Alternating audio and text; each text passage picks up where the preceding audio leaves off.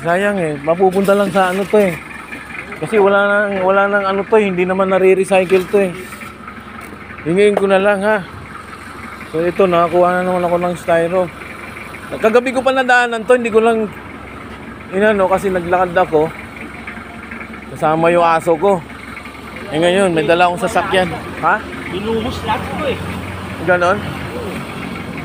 Sa akin na lang to, boss ha. Kasi pag inano to sa dump site, wala na to, hindi naman to na re-recycle eh.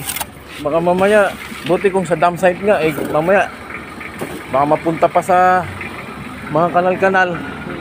Pag-aano lang ng baha ito. Ano boss, sa akin na lang boss ha? Oo, tatapon nga to. O sige. Sige, buksan ko lang yung pinto.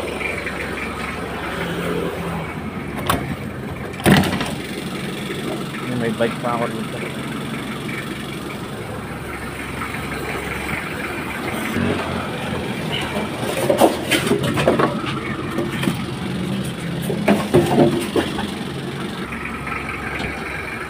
Wala na boss? Mas marami pang nakaraan? Oo. Kanya kasi tatapon na yun eh. Agad, oo. Nila, kami yata gagawin. Ito hindi to pwede boss eh. Ah, pwede to. Pwede rin to. Ano yun mo? Kaya patapon na, ngayon binawi. Sige boss, thank you. Salamat. Marami-rami na rin naipon kong mga tinunaw nito eh. Marami-rami na. Siguro may 4 na litro. Pero hindi lang kasi yung iba nagamit ko na. Ano mo dyan? Ha? Ano yan? Gasolina or ano? Thinner.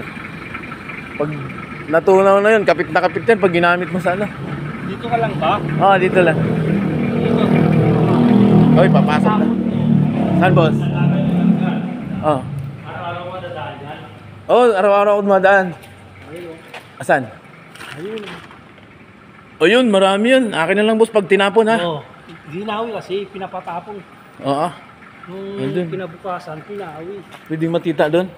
Puro pares ba yan? Oo. Kaya yan, matigas. Madilim.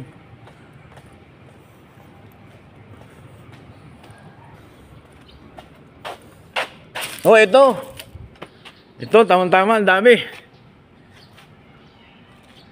Balikan ko to boss ha. Pag tinapon nyo na.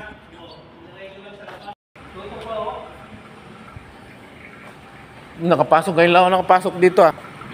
So, yun. May babalikan pa ako. Pag tinapon na.